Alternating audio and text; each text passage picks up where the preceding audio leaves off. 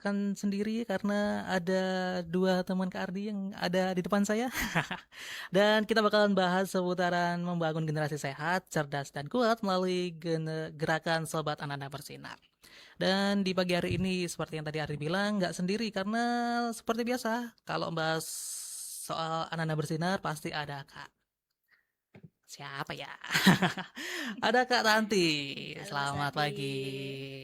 ketemu lagi ya Mas Ketemu kita. lagi ya. Nah, yang unik adalah biasanya kan kita berdua Kak Iya, ya. cuma berdua Nah, aja biasanya. sekarang ada temennya nih. Katanya Ada buat teman. hal pagi ya. Ada Kak Lovi. Halo Kak. Halo, Oke. Boleh perkenalan dulu Kak sebelumnya? boleh. Oke, silakan. Perkenalkan, nama saya Andina Lovianti Robaba, biasanya dipanggil Lovi. Oke, Kak Lovi ya. Iya, Sekarang kesibukannya apa nih Kak kalau boleh tahu? untuk mengisi hari libur saya di sini biasa membantu orang tua. Terus kemudian kebetulan saya ada mengikuti lomba fiksi. Jadi di sini saya juga Oke. sedang membuat produk inovatif, yaitu membuat susu bubuk.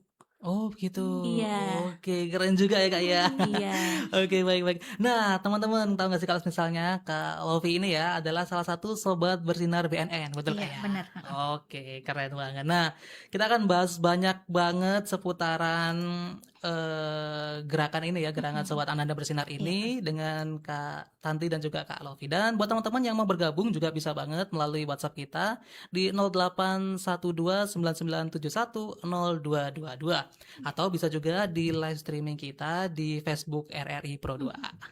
Nah, Kak, sebelum kita lanjut lebih dalam nih, mungkin bisa diceritain nggak apa sih itu sebenarnya Sobat Bersinar itu? Mungkin Kak Tanti? Oke, Oke. jadi Mas Ardi, Sobat Bersinar itu adalah program BNN. Sebenarnya yang kita bawa ini Lovi tahun 2025 ya, Iya. tahun kemarin. Oke. Tahun 2005 kemarin di akhir itu kita kuatkan, kita bentuk Sobat Bersinar itu adalah program di mana BNN membentuk remaja yang bisa kita pakai atau membantu BNN untuk melindungi teman-temannya di sekolah. Oke. Kalau BNN kan nggak mungkin stay terus di sekolah ya Lovi ya. benar sekali. Jadi kita ada 10 kalau ya? Iya, 10, ada 10 siswa kita ambil dari SMA 1, kita bekali selama 3 hari. 3 hari kita sebutnya dulu itu program remaja teman sebaya, artinya bahwa ada penyuluh-penyuluh kecil yang akan tumbuh di sekolah-sekolah ketika membentengi teman-teman dari bahaya penyalahgunaan narkoba. Betul. Soalnya kan kalau remaja itu kan lebih dengar temannya sendiri nih. Iya, Kalau BNN kan setuju. sudah biasa nih, BNN datang bicara bla bla bla, tapi kalau temannya sendiri kayaknya lebih ngena itu, Iya. lebih mereka percaya gitu. Kalau makanya kita mencoba mendidik 10 remaja, kita baru sampelnya kemarin di SMA 1. Oke. dari Lovi ini SMA salah 1. satunya. Mereka udah kita bekali dan tahun 2006 itu saatnya mereka beraksi. Mereka sudah melakukan penyuluhan di teman-teman sekelasnya. Mereka sudah menggerakkan lah, artinya baik secara kelompok maupun Iya. secara antar teman sendiri, ngobrol atau melalui medsos mereka sudah beraksi di sekolah mereka. Kita kalau tahun ini kita sebutnya adalah sobat. Sobat ya. Artinya kan lebih deket nih, kalau teman-teman sobat kan berarti kayak deket banget kayak sahabat aku gitu kan. Iya. Nah, itu mendukung program Ananda. Program Ananda Oke. sendiri adalah aksi nasional anti narkoba dimulai dari anak. Ya kan, tahu kan kalau Pak Prabowo sekarang fokusnya lebih banyak ke anak ya, Ke program anak-anak, programnya betul. lebih anak. Jadi Iya. kita juga dari BNN lebih ke fokus ke pencegahannya dimulai dari akarnya, dari anaknya, dari remajanya, sehingga ketika mereka besar sudah punya ketahanan yang kuat untuk menolak narkoba. Begitu Mas Ardi. Baik, keren. Nah, mungkin saya tanya nih, ini dipilihnya random atau memang sukarela dari teman-teman sendiri atau bagaimana Kak? Oke. Kalau dipilihnya dulu ketika penunjukan, otomatis kita kasih kriteria ke gurunya nih, yang minat dulu. Pastikan yang minat ya Bu, kalau misalnya ditunjuk, kalau nggak minat kan nggak interest nanti ya, mereka nggak interest. Kemudian ada kriteria yang penting mereka bisa ngomong di depan teman-temannya. Artinya punya skill itu dulu, biar kita tinggal menambahi kekuatannya. Kemudian kita pilihnya itu adalah perwakilan dari ekskul. Perwakilan dari ekskul. Ekskul. Jadi ada 10 ekskul seperti apa ya Pramuka? Kalau Lovi dulu dari mana? Dulu dari kerohanian. Oh, dari kerohanian, ada dari karate, ada dari judo, ada yang lain. Kita pilih satu perwakilan yang berminat, yang punya minat untuk Bisalah bersama-sama BNN, gabungan BNN untuk Mhm. kita bekali yang akhirnya paling nggak kalau disebarkan ke komunitasnya dulu ya, eskul itu Iya, dulu, kalau nggak betul. di kelasnya, Mhm dan bisa mhm. berkembang juga ke keluarganya, kemanapun bebas nanti mereka bisa Oh, mengembangkan oke. skill untuk membentengi teman dari narkoba Mhm. itu bisa kemana-kemana aja. Oke, keren. Berarti memang ini ya, memang, dari anak-anaknya sendiri juga memang Mm-mm, berniat dan memang mm-mm. mau buat Iya, jadi nanti sobat, gitu. guru pendamping eskulnya yang bantu Mhm. untuk milihin Oke, gitu. Oh, heeh kira-kira heeh. anaknya ini ya, yang interestnya ada, yang kemampuannya ada, baru direkomendasikan ke BNN Direkomendasikan. untuk kita Oh, latih oke, keren. begitu. Gimana nih rasanya nih, Kak, lebih dipilih dan memang pingin gitu? Ya, sangat senang sekali apalagi di sini saya bisa menjadi sebuah contoh dan juga bisa membagi ilmu kepada teman-teman yang lain. Jadi rasanya sangat senang dan rasanya saya sangat terbantu gitu dan bisa Oke, membantu orang lain. bisa membantu orang lain gitu. Iya, Jadi ada kesenangan tersendiri dari iya. Kak sendiri ya. Oke. Nah, Kak Lofi, mau tanya nih, apa sih yang terlintas dari pikiran Kak Lofi kalau mendengar kata narkoba sendiri nih? Kalau dari saya yang terlintas yaitu obat-obatan terlarang, Mhm. kemudian ada zat-zat yang berbahaya yang bisa kalau terkena di tubuh tuh kesehatannya dan juga mentalnya terganggu. Dan juga Oke. seperti jarum suntik, seperti yang ada di Mhm. poster-poster. Oke, mhm. Itu kalau dari saya. Oke, baik. Nah, menurut Kak Lofi sendiri nih, kenapa sih mungkin orang-orang ya masih banyak remaja juga lebih tepatnya ya, yang masih mau buat mencoba narkoba itu kenapa? Ada beberapa faktor. Yang pertama itu mungkin dia penasaran. Oke, penasaran Iya. ya. Yang kedua, Remaja. dia ingin mencoba Remaja. hal baru, tapi halnya itu salah. Mhm. Yang ketiga itu mungkin pengaruh dari lingkungannya, lingkungan pertemanan atau lingkungan rumahnya mungkin salah gitu, salah pergaulan. Oke. Kemudian dia mungkin kurangnya pengetahuan atau kurangnya edukasi tentang bahaya narkoba, sehingga Mhm. pelarian masalahnya itu kepada hal-hal yang negatif, yang seperti narkoba, seperti itu. Oke, baik. Berarti memang tipikal anak remaja sekali ya, Iya, maksudnya ya penasaran, pengen coba-coba. Kemudian ya karena kurangnya pengetahuan tadi bener sih, iya. karena kurangnya pengetahuan ya. Jadi teman-teman ah katanya sih gini, penasaran akhirnya coba ah gitu. Aduh, bahaya juga ya akhirnya ya. Iya. Nah, untuk Kak Tanti nih, sama tanya nih. Apakah semua pengguna narkoba itu awalnya memang pecandu, berniat untuk pecandu atau cuman ya karena kita tahu kan memang narkoba itu kan memiliki efek candu Kak Benar. ya. Nah, itu emang dari awal diniatin seperti itu atau gimana Kak biasanya? Kayaknya mereka yang pertama coba tuh nggak akan tahu kalau bisa jadi pecandu Dari atau pecandu enggak. ya? Mereka tahu, mungkin hanya Hmm. dengar gitu. Kalau narkoba itu bahaya, bisa ketergantungan. Tapi Mhm. kalau ketika rasa penasaran, ih, iya siapa sih pecandu? Ah, coba-coba dulu aja. Kayaknya nggak akan jadi pecandu kan, hanya mau sekali dua Hmm. kali aja lah. Iya. Nggak akan kok, saya nggak akan jadi pecandu kan. Mereka pasti tahu kalau pecandu itu merugikan ya. Iya, Jadi heeh mungkin heeh. mereka awalnya hanya coba-coba ikut teman. Ah, saya mau coba aja kok. Paling satu dua kali aja udah gitu. Mhm mhm mhm. Kalau menuruti rasa penasarannya, menuruti Mhm. rasa ya nggak sih kalau narkoba itu dianggap keren gitu. Jadi Oh, nggak oke. ada, mungkin nggak ada Mhm. yang niat sih Mas sebenarnya kalau pengen jadi pecandu. Mhm Terus mhm. mungkin nggak ada yang tahu juga kalau efek narkoba bisa menjerat jadi seorang pecandu gitu loh. Oke, Karena heeh kan heeh. mungkin dari awalnya narkoba hanya mereka saya hanya mau ikut teman-temanku merokok. Katakanlah belum narkoba ya, Iya, dia hanya heeh. diajak untuk merokok Masih gitu yang merokok ya? agak-agak ringan gitu Heeh, lah. Itu oke. kan bukan ganja kan rokok. Tapi kan efek rokok itu kan juga Ada ketergantungannya ada tuh. ketergantungannya ada betul. Lama-lama bosen nih merokok ya. Mhm Temennya ada mhm. yang coba agak keren sedikit nih naik ke ganja. Oh, heeh Nah heeh kan, heeh. mereka udah nggak pikir efek bahwa ganja itu akan lebih parah daripada rokok kan. Karena kan mereka sudah Mhm. masuk di dunia rokok, mereka udah masuk di dunia ganja. Oke, Iya, lanjutkan saja. oke. Padahal yang mereka mungkin kurang perhatikan adalah narkoba itu sebelum jadi ketergantungan parah, dia ada namanya toleran. Oke, toleran ya? Toleran itu sikapnya bahwa dia cenderung menaikkan dosis. Misalnya nih, Oke, Mas Adi isap mhm. ganja 1 kali. Waduh, oke oke. Misalnya Iya, ya, misalnya misalnya misalnya, teman oke. saya 1 kali, itu efeknya oke dia dapat Mhm gitu. mhm. Tapi untuk pemakaian kedua dengan 1 kali hisap mereka belum dapat efeknya. Mereka Oh, harus menaikkan dosis. dosisnya. Otomatis kan Oh. secara dosis yang tubuh masuk agak lebih tinggi sedikit Iya, ya. Itu baru betul. pemakaian kedua. Mhm, Pemakaian nanti ketiga ketiganya, keempatnya, oh, kelimanya, begitu. otomatis Heeh heeh. dosis yang akan masuk, yang merusak ke tubuh akan lebih banyak Lebih banyak, betul untuk betul. mendapatkan efeknya yang Mhm mhm. isap ganja tadi ya. Iya iya iya. Kemudian narkoba juga punya Efeknya itu apa tadi ya, ketergantungan. Gitu kan. Bahwa bedanya ketergantungan dengan enggak, Lovi tahu nggak beda ketergantungan dengan enggak?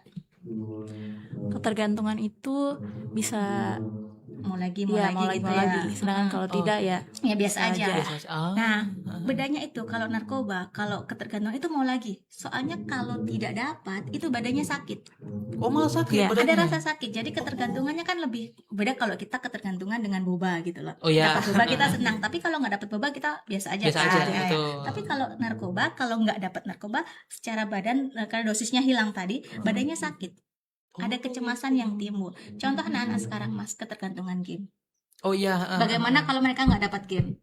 Stresnya Marah-marah, bagaimana? iya. Stresornya bagaimana ya kan? Mm-mm. Artinya bahwa padahal narkoba ini ketergantungan lebih berkali lipat dari itu. Itulah Oke. kenapa remaja yang awalnya hanya coba-coba karena mau tidak pakai sakit, mau pakai harus naikin dosis. ya. Berarti harus pilih mana? Kira-kira kalau sudah terjerat seperti itu, mau pilih pakai atau pilih nggak pakai? Nggak pakai sih harusnya. Sakit badannya. Iya, gimana ya? Ya itu makanya. Itulah yang namanya jeratan. Jeratan, itu. iya. Memang banyak mungkin yang awalnya sadar bahwa ini tidak bagus. Betul. Saya harus pergi dari coba-coba narkoba, saya coba narkoba. Tapi kalau nggak pakai ini badan saya nggak karuan gitu. Iya. Saya gelisah, saya tidak senang, bahwa saya depresi, saya stres, dan seperti kalau malaria tingkat-tinggi ditusuk-tusuk, Oh, sakitnya dinginnya tusuk-tusuk bisa berkali lipat dari itu Ih. kalau tidak dapatkan Kalau dapat, iya. narkoba lagi. Oh gitu. Jadi, ya. Karena keterpaksaan, kalau tidak pakai sakit, mau tidak mau harus Tambah pakai. dosis. Kalau tambah dosis pakai setiap hari, karena semakin sering berarti efeknya kecanduan, menjadi pecandu yang tidak gampang dengan dirinya sendiri mau pergi itu tidak bisa. Iya, Makanya iya. seorang pecandu narkoba itu sering harus butuh orang lain untuk membawa dia pergi dari situ, untuk membawa dia dari ketergantungan itu, baik dengan medis, maupun sosial, maupun dengan lingkungan. Itu harus, kalau dengan kesadaran sendiri bisa, tapi ya memang harus melawan dirinya sendiri dari Iya, sakit itu itu. tadi kan. Kalau dia mampu berarti ya oke, bisa kalau- keluar dari jeratan itu. Tapi kalau betul. tidak mampu, lanjutlah kamu ke tahap ketergantungan. Ketergantungan juga ada yang kadang anestesional, kemudian ketergantungan parah, ada tahap-tahapannya. Kalau sudah semakin parah, otomatis proses rehabnya juga semakin Semakin ini ya. semakin ribet juga Oh, gitu. Oke. Berarti memang Hmm. tahap kecanduan itu ngeri juga kayak Ngeri. maksudnya ya. Kalau memang bisa kayak kecanduan biasa, ya udah nggak usah pakai, besok nggak pakai. Tapi nggak, kalau dengan narkoba tidak begitu. Nggak bisa begitu ya. Ada dorongan bahwa kamu harus pakai gitu loh. Oke, berarti sekali nyoba sekalipun bakalan ada efek buat dia, kayaknya, atau mungkin baru sekali kayaknya aman deh, terus dia nyoba lagi, terus ternyata nambah Gini, dosis. gini. Jadi kan ketika efek narkoba itu masuk, itu kan diserap oleh SSP, Oke. sistem saraf pusat yang di otak. Mm-mm. Efek dari narkoba masuk itu otak langsung mengcopy rasa ketika zat ganja, maksudnya kandungan ganja itu masuk. Oke. Reseptornya itu akan mengcopy jadi banyak. Nah, ketika reseptornya sudah terbentuk banyak, Mm-mm. sudah siap menerima rasa yang sama, Mm-mm. kemudian nggak menerima. Oke. Di otak akan merintahkan, ayo lo cari rasa seperti kemarin, ayo lo rasa seperti kemarin, dorongannya seperti itu. Dorongannya gitu. Jadi dari ya, langsung oke. rasa pengen lagi itu ada karena susunan saraf pusatnya yang sudah terpengaruhi gitu loh. Mm-mm. Oke. Jadi tetap ada satu kali pakai, satu kali aja habis itu enggak. Kan ada dorongan, kok kemarin begitu ya rasanya, kok gitu ya, apalagi itu berdorongan dalam, belum dorongan dari luar yang ayolah, ayo pakai lagi lagi kan enak itu. kemarin kan. Nah, Iya, dari dalam terdorong untuk pakai, dari luar terpaksa untuk pakai, dari diri sendiri nggak mampu untuk menolak, Ya sudah. sudah Kelanjutan. Iya. Lanjut lagi, Oke, gitu. baik. Wah, berarti memang ngeri ya. Nah, itu buat teman-teman ya, jangan pernah coba sekalipun, jangan deh. Mending yang lain, mending Iya. boba deh, tadi ya. Boba lagi. ya. Oke. Nah, Kak Lovi nih mau tanya nih. Iya. Tadi kan kita sudah bahas ya soal ketergantungan dan Iya. lain-lain. Nah, menurut Kak Lovi sendiri apa yang dilakukan jika mungkin ada teman dekat atau mungkin ya teman di kelas ataupun tempat sebaya yang mulai menggunakan narkoba atau ketahuan lah pakai narkoba. Yang saya lakukan yaitu yang pertama tidak menghakimi dan tidak menjauhi. Oke. Nah, pertama saya akan mencari tahu dulu alasannya. Apakah mungkin dari lingkungan rumahnya, apakah di dalam rumahnya itu ada masalah keluarga, atau dia punya masalah dengan temannya, atau bagaimana sehingga dia mencoba narkoba tersebut. Nah, kemudian saya akan memberitahu hal-hal yang berbahaya tentang narkoba, bahaya narkoba itu kepada teman saya. mungkin dia kurang pengalaman atau kurang yang tadi saya sebutkan edukasi tentang bahaya narkoba. Oke, iya. Nah, sehingga saya memberikan edukasi dan kemudian saya akan membantu untuk rehabilitas atau pemulihan kembali. Itu bisa menghubungi orang tuanya ataupun pihak sekolah ataupun bisa dengan langsung menghubungi pihak dari BNN sendiri seperti Kak Tanti. Karena menurut saya teman yang baik itu tidak hanya ada saat senang, tapi ada juga saat susah. Jadi kita menolong. Ya, seperti itu menurut saya. Keren ya, berarti memang di awal tadi bilang ya, awalnya tidak menghakimi dan tidak menjauhi. Iya, Karena memang teman-teman yang mengalami atau kecanduan itu memang nggak boleh malah maksudnya nggak dibolehin buat dijauhi malah. Karena kalau semakin dijauhi malah dia terseret semakin jauh ya. Oke, menarik ya. Tadi tanya soal lingkungan juga, apakah lingkungannya memang yang membuat dia menjadi seperti itu atau bagaimana? Kemudian memberikan edukasi soal bahayanya narkoba. Bahaya, mungkin dia kurang pengalaman atau kurang mengetahui tentang bahaya narkoba. Oke, baik. Lalu yang terakhir rehabilitasi ya. Cara terakhir ya memang itu ya. Oke, baik. Nah, kalau dari kalau sendiri belum pernah kan ya teman-temannya? Belum pernah ya? Puji Tuhan sampai sekarang belum. Oke, baik kalau begitu. Nah, tanya lagi ke Kak Tanti nih. Menurut Kak Tanti nih, apakah narkoba itu hanya menjadi masalah bagi pengguna aja atau mungkin dari lingkungan juga terpengaruh nih? Ininya ya, permasalahannya ya, kerugiannya. Kalau yang pertama kan otomatis kerugiannya akan ditanggung oleh pengguna itu sendiri. Jadi akan rusak secara mental, dia akan rusak secara saraf, dia akan rusak secara kepribadian, mungkin sekolahnya juga terganggu, keluarga terganggu. Tapi kan dia akan bersosialisasi dengan masyarakat, ya kan? Masyarakat otomatis kalau dengan masyarakat dampaknya pertama juga orang lain dulu, orang lain temannya lah, katakannya temannya orang lain. Kalau dia posisi lagi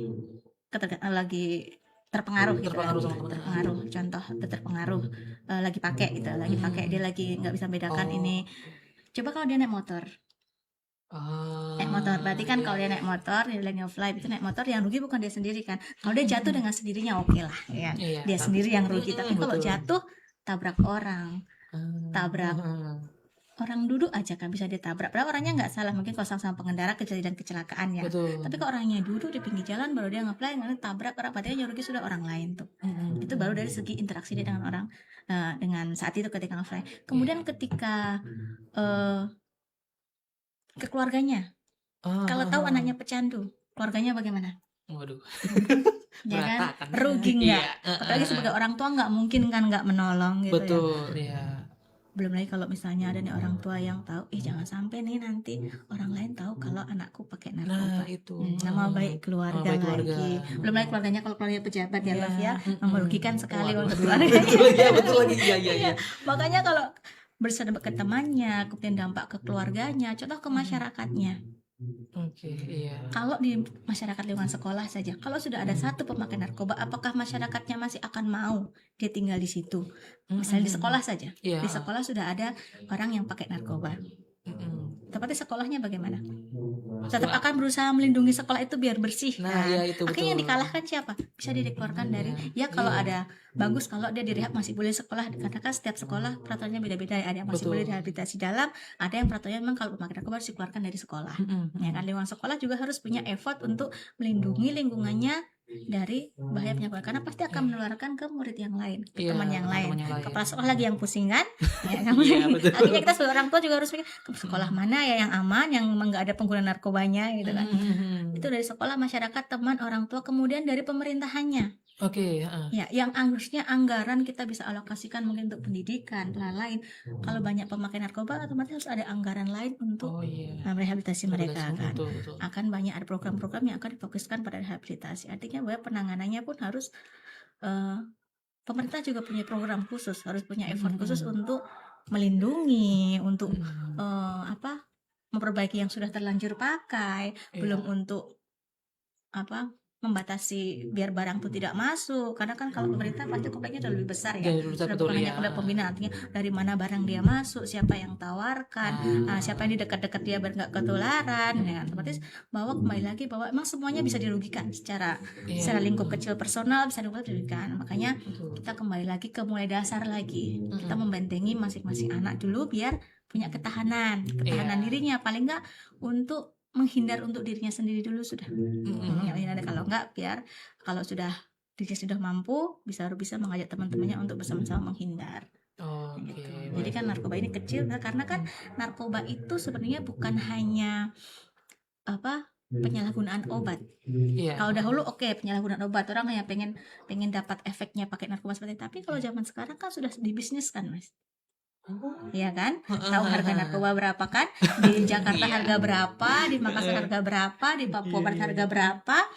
Kalau sudah dibisniskan berarti kalau ada kerugian, kalau bisnis biasa mungkin untungnya uang, ruginya uang.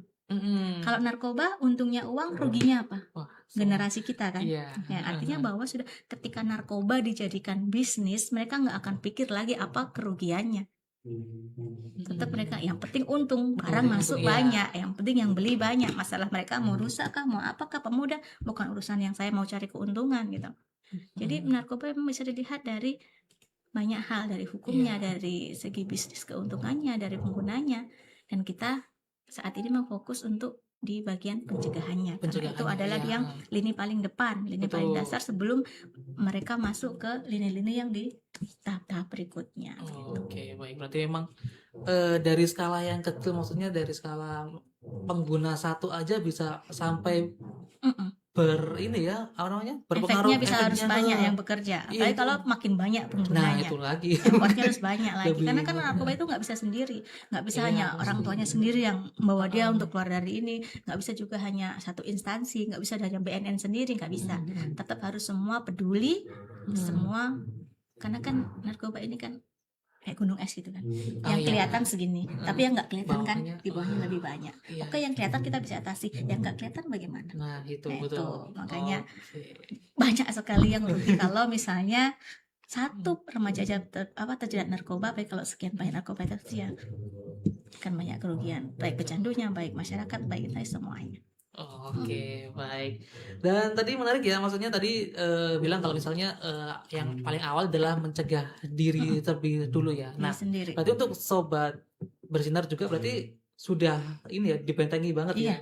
Dan soalnya kan sudah dikasih bukan kewenangan sih, lebih dikasih kepercayaan untuk membantu teman-teman. Nah, gitu. Nah, itu bagaimana? Maksudnya apa aja yang didapatkan setelah mengikuti menjadi sobat bersinar? Yang saya dapatkan yaitu pertama ilmu tambahan dari BNN pastinya. Kemudian kita memahami lingkungan sekitar lebih dalam. Contohnya seperti ada materinya yaitu asertif, yaitu berani berbicara secara jujur dan terbuka. Sehingga ketika ada seseorang yang mengajak kita untuk melakukan hal-hal yang negatif, kita bisa tolak begitu.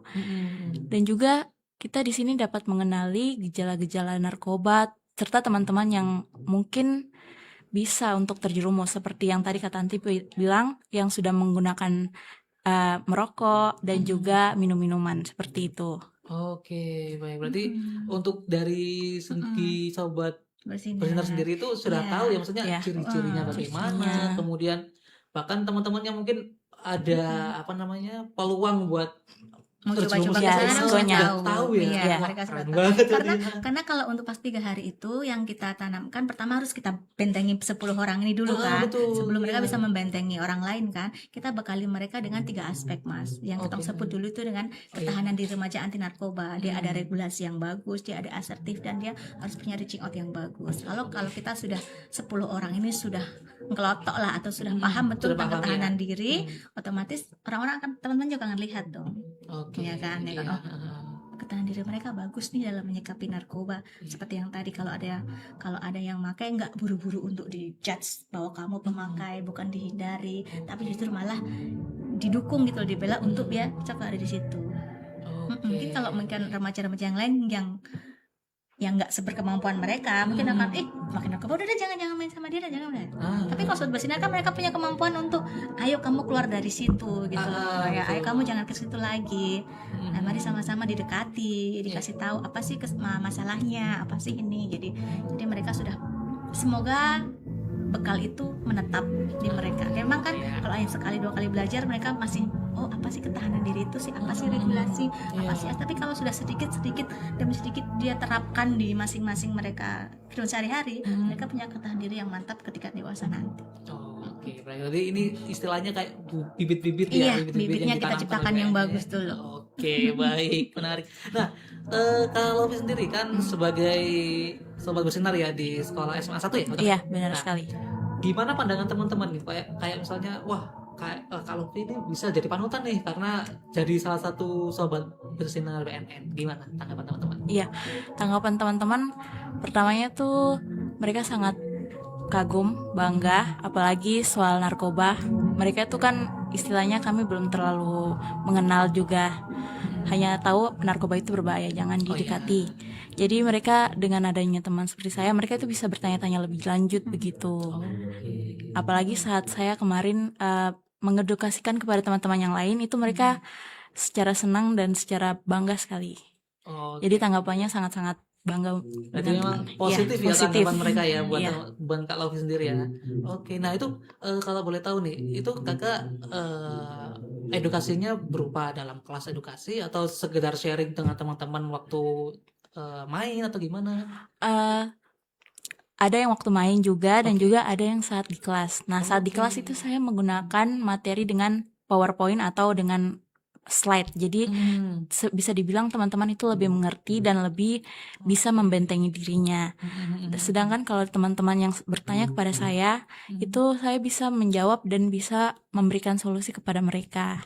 Begitu. Baik, berarti memang ada materi yang dalam kelas yang berupa slide tadi ya, supaya teman-teman tahu. Dan oke juga loh, maksudnya sampai ada yang bukan berani, maksudnya ada yang tanya di luar jam pelajaran. Karena kan mereka enjoy begitu interaksinya, tidak seperti yang pas penyuluhan, kalau BNN datang pasti kan pas penyuluhan tanya, tapi kalau mereka kan enjoy sewaktu-waktu Lovi ada terus gitu. Lovi diajak ngobrol apapun. Dan kalau misalnya ada beberapa teman juga, ada Lovi, ada Michael, itu kalau misalnya temannya tanya mereka nggak bisa jawab, mereka langsung konekkan ke saya.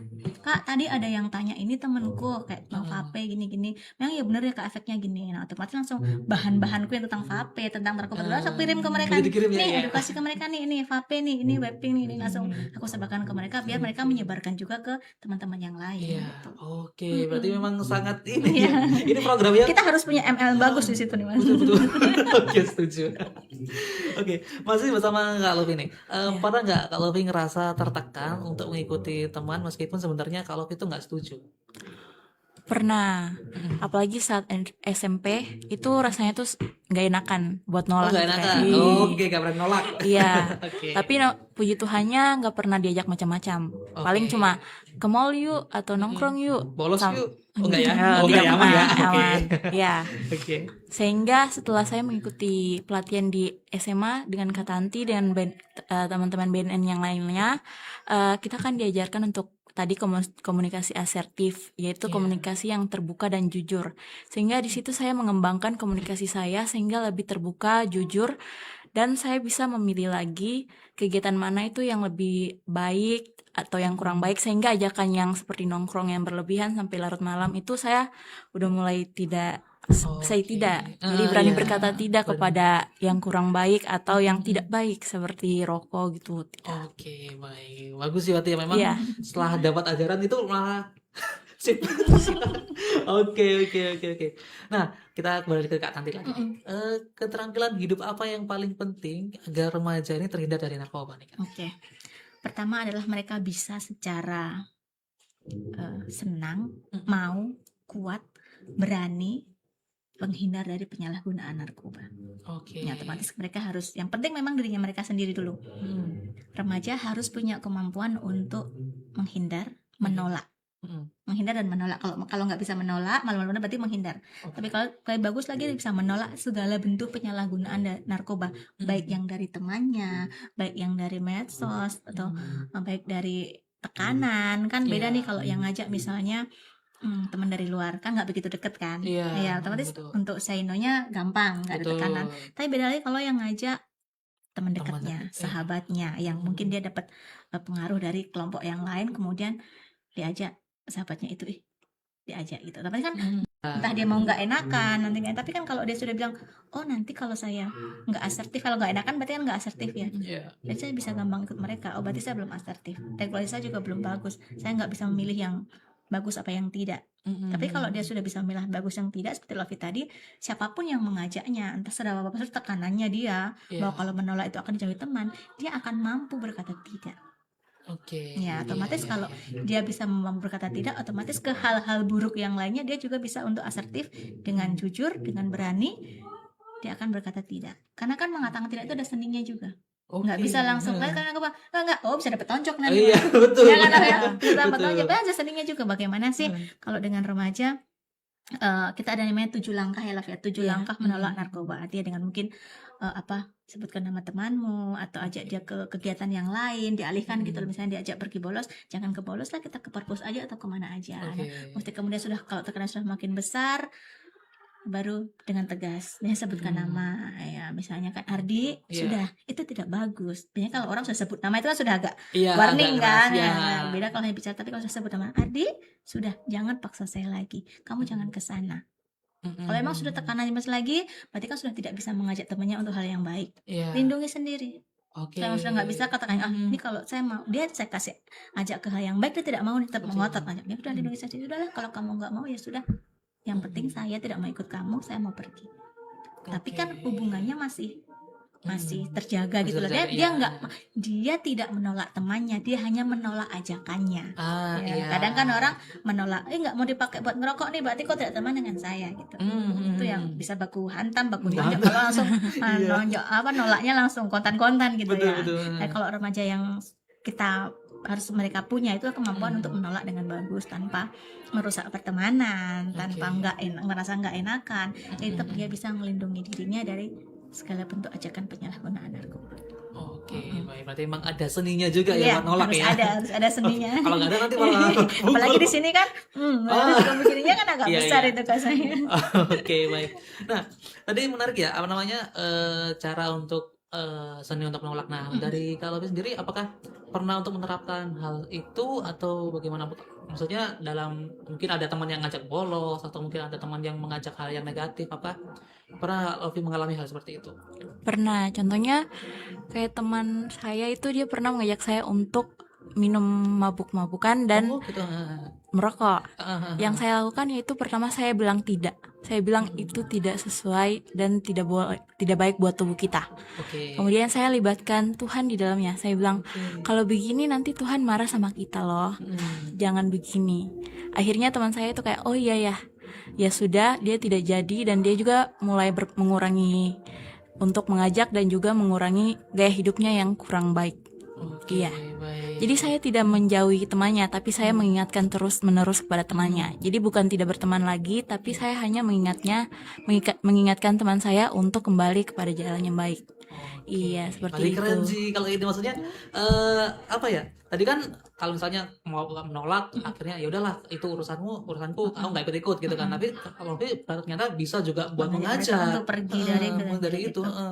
Dan tadi juga ngasih tahu juga ya, ngasih tahu pas misalnya itu nggak baik buat tubuh, terus juga ngasih tahu kalau misalnya Tuhan juga nggak suka hal seperti itu. Nah itu membuat mungkin anak-anak malah semakin oh iya ya, pendekatannya kayak gitu yang diinginkan untuk BNN, untuk supaya anak-anak ini terhindar dari hal-hal seperti karena itu. kan kalau yang ngasih tahu BNN bicara apa sih, BNN tahu apa. Tapi kalau yang ngasih tahu Lofi kan temannya sendiri gitu loh, pasti dipercaya gitu. Oke, baik. Nah, kan tadi nih, apakah ada hukuman saja yang cukup untuk mengatasi masalah narkoba ini atau bagaimana? Oke. Karena saking kompleksnya masalah narkoba nih, kita bingung mau dari hukuman kan, dari pencegahan kan, dari rehabilitasi kan. Tapi gini, masih saya boleh cerita bahwa dulu sebelum udah rehabilitasi, semua pemakai narkoba itu dipenjara. Ya kan? Oh gitu, iya kan? Iya, betul. rehabilitasi itu adalah siapapun yang memakai narkoba, entah itu pengedar penjara, kurir di penjara, pemakai pun di penjara. Nah, ketika pemakai di penjara, mereka ketemu dengan siapa di penjara? Ya, sama pengedar kan? Ya kan? Ketemu sama pengedar, ketemu sama pengurir. Kalau begitu keluar dari penjara, mereka bisa sembuh atau lebih canggih.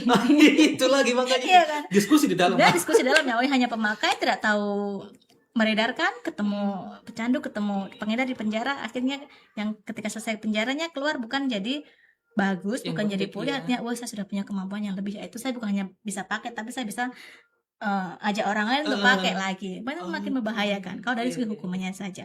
Makanya sekarang programnya itu dipisahkan.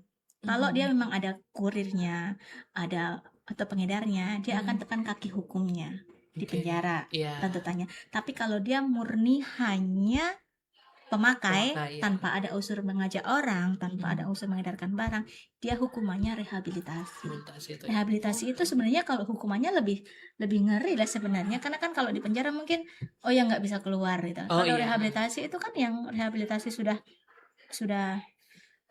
rawat inap yang 6 bulan itu kan mau dibangunkan jam 4. Oh, Dibangunkan jam 4, setiap iya, iya. jamnya dikasih jadwal seperti kalau kita perajab begitu kan. Iya. Jadi dikasih aktivitas full seharian. Kemudian dikasih pengobatan secara medis juga, secara sosial juga, karena kan harus mengalihkan pikirannya. Karena kan Iya. tadi kan kalau nggak pakai narkoba kan Iya, dia tersiksa ya kan. Jadi Ah. harus ada bantuan obat-obatan biar badannya tidak kesakitan. Kemudian harus ada mengalihkan pikirannya biar ya pengen pakai itu biar teralihkan. Jadi malah Oke. jam 4, jam 5, setengah 5 dibangunkan untuk sholat subuh, kemudian olahraga, kemudian aktivitas, kemudian yang lainnya sampai malam lagi. Itu malah lebih ngeri daripada penjara Lebih ngeri. kayaknya. Kalau penjara kan hanya tidur makan Iya. ya kan. Mungkin hanya selain. Tapi kalau di rehabilitasi kan bener-bener dia diasingkan, bukan diasingkan tapi dirawat secara khusus Betul, gitu, betul. biar ketika selesainya itu benar-benar dia pulih dan dia tidak menginginkan narkoba lagi, dia bisa tidak kesakitannya kalau tidak pakai narkoba, dan dia sampai di luar dia tidak menyebarkan ke orang kalau dia mau pakai narkoba.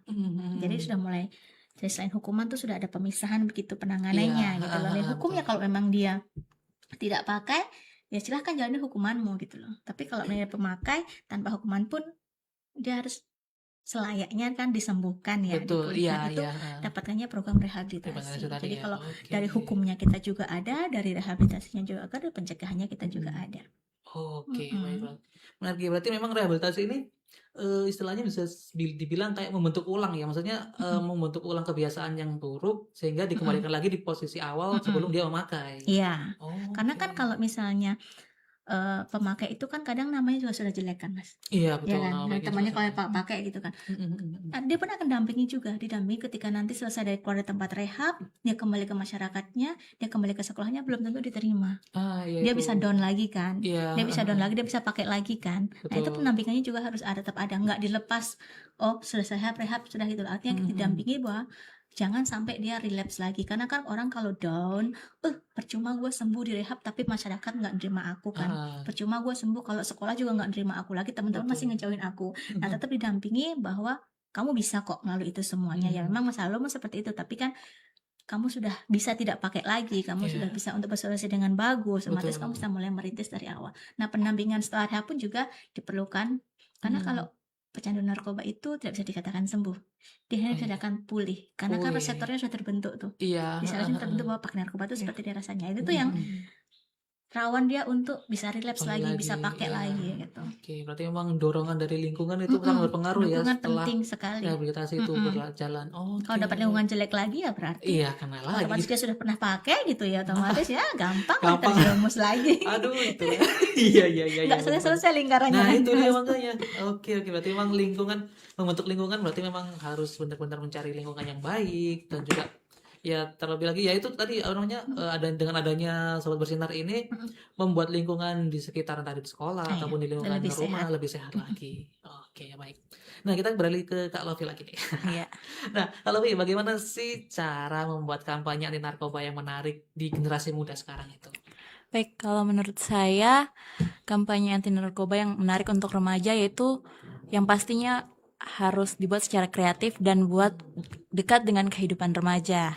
Jadi bukan hanya dengan ceramah atau dengan nasihat saja. Bisa dengan melalui media sosial, TikTok, Instagram, YouTube. Kemudian ada Facebook juga. Bisa juga dengan video pendek, cerita inspiratif, kegiatan sekolah, dan juga konten edukasi begitu. kalau dari saya Oke. kampanyenya. Oke, berarti kampanyenya banyak ya. Intinya karena pendekatannya anak muda yang Iya, emang suka sosial media, benar jadi sekali. pembuatan kayak video kreatif dan lain-lain. Oke, Iya. berarti terus kalau Lovi sendiri buat video-video gitu nggak? Atau gimana dengan teman-teman? Kalau saya sih ada video Oh, kreatifnya, video cuman kreatifnya. bukan tentang narkoba. Oke. Lebih ke video kreatif tentang kehidupan aja dengan Mhm. Tuhan. Ada di Oke. Instagram saya Andina Lovianti. Kalau mau dinonton Iya, boleh boleh banget. dikunjungi saja Nah itu, Instagramnya. buat teman-teman yang mau ngunjungin Instagramnya Kak Lovi itu tadi ya. Di mana Kak? Tadi? @andinalovi garis bawah. Oke, itu. Nah, memang menarik ya, maksudnya ketika anak-anak remaja sekarang, nggak apalagi generasi sekarang, generasi alpha ya? Iya, Generasi alpha ya, itu memang pendekatannya Yes. emang beda dengan generasi kita ya. Benar. Yang generasi kita kan dikasih Konvensional masih. konvensional banget iya, kayak datang ini lewat apa namanya, apa namanya, pamflet juga bisa dan Bisa. lain. Tapi sekarang udah anak-anak sekarang dikasih kertas mah dibuat Iya. coret-coret gambar lah. Bikin penuh-penuh tas aja Bikin ya. adaptasi ya makanya betul. Oke, berarti memang ini juga perkembangan zaman juga Kak ya. Benar. Kita mengikuti zaman bagaimana BNN ini melihat istilahnya peluang di mana kita bisa mendekatkan kita Diri ke ke generasi. remaja. Oke, baik. Nah, kita balik ke Kak Tanti lagi nih. Ada kenalan kah di medsos yang ada nggak kanal medsos sendiri yang infonya menarik buat remaja? Oke. Memang kan kalau remaja kan remaja banget nih. Betul. Kadang-kadang nih kalau Instagramnya BNN nih terlalu instansi sekali kadang-kadang. Iya, iya tuh terlalu kan. instansi sekali. Anak muda lihat apa sih isi Instagramnya, apa sih isi Facebooknya, nggak asik banget gitu kan. Jadi kita arah pencegahan kita ini kalau yang untuk remaja memang sudah mulai memilahkan itu. Makanya kadang ada Oke. beberapa Instagram Mm-mm. yang mungkin bukan punya instansi. Kayak contoh kita bukan namanya bukan Instagram BNP Papua Barat gitu lah. Oke. Kita mulai memisahkan diri. Kalau di Instagram Papua Barat itu yang untuk remaja itu namanya generasi bersinar _pb. Oke. Nanti Lovi bisa lihat dengan teman-teman juga Iya. di situ. Itu isinya bukan kegiatan BNN ngapain aja enggak, tapi memang lebih ke asik. Oh, kita remaja tuh kegiatannya asik begini. Jadi lebih arahnya sudah berbeda. Jadi kita memisahkan kalau untuk remaja ya buatlah yang remaja banget. Remaja Ikuti banget, misalnya betul. tren-tren TikTok apa, tren IG apa yang lagi tren saat Iya. ini gitu kan. Kita masuk di situ. Oke, baik. Terus kemudian kalau misalnya remaja kan tadi maunya video banget ya, Iya. kan video banget gitu Iya. ya, gadget banget gitu, bisa di IG-nya Ayo Bersinar, AYOK, kecil semua, Bersinar. Ayo Oke. Bersinar sama By Narkoba, Bye, dadah. ya Oke. BYE By By Narkoba.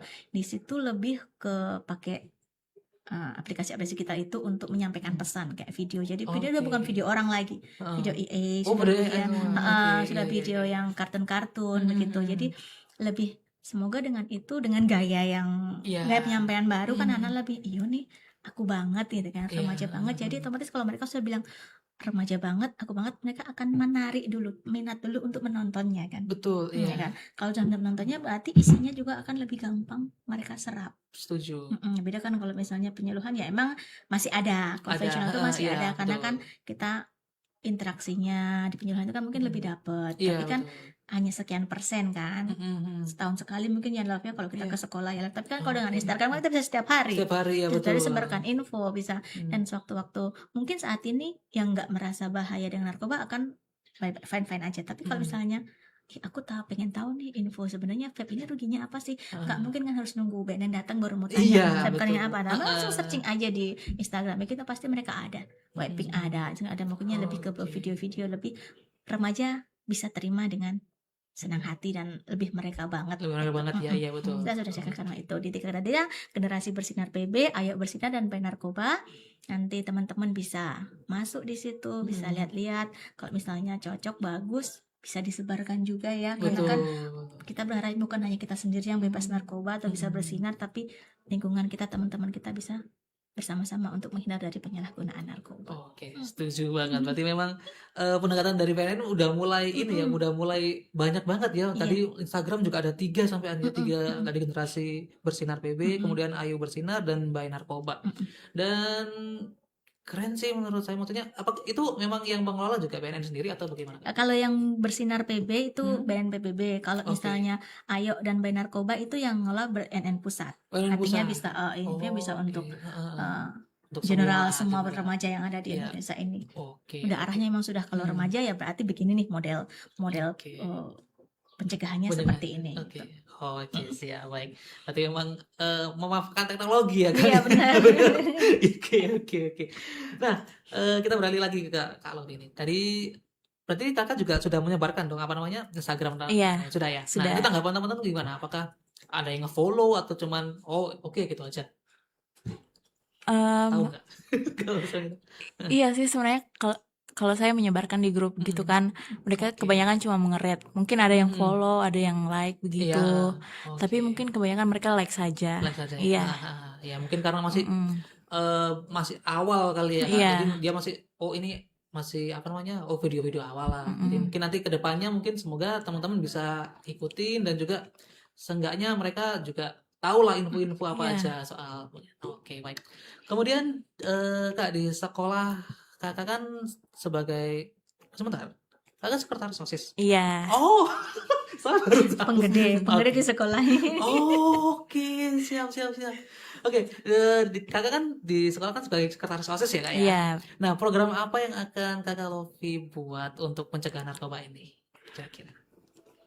Sebenarnya sudah ada beberapa program yang sudah kami jalankan. Oke. Contohnya itu seperti sosialisasi dari BNN ke sekolah, begitu sudah kami terima. Terus kalau berkunjung ke SMA Negeri 1 Manokwari, pasti masuk ke dalam pendoponya tuh ada poster-poster tentang anti narkoba di situ. Oke. Itu juga salah satu programnya kami, dan juga kita tuh membuat program yang positif agar anak-anak ini atau siswa-siswa SMA Negeri 1 Manokwari itu tidak beralih kepada hal-hal yang negatif. Contoh kegiatan positifnya itu seperti classmeet. Di situ kami membuat kegiatan yang sesuai dengan kehidupan sekarang, yaitu seperti e-sport. E-sport itu kan perlombaan game online. Ya, futsal dan juga basket. Intinya kami mengembangkan bakat dan minat teman-teman dengan cara yang positif. Begitu. Oke, baik. Dan menurut saya pencegahan narkoba itu tidak hanya pencegahan narkoba dengan memberitahukan bahayanya, tapi kita juga harus menciptakan lingkungan sekolah yang nyaman serta menyediakan kegiatan positif bagi teman-teman kita semua, begitu. Oke, baik. Berarti memang nggak sekedar apa ya istilahnya itu kayak materi-materi belaka ya, tapi kita juga menciptakan lingkungan yang positif. Seperti tadi classmate, kemudian juga memberikan materi-materi juga kayak gitu. Oke, baik. Keren ya, berarti memang sudah diterapkan ya di sekolah SMA 1 terlebih ya. Oke, keren. Nah, kita ke Kak Randa lagi nih. Mungkin apakah ada pesan untuk anak muda di Papua Barat terkait penjagaan diri atau mungkin terkait narkotika ini? Oke.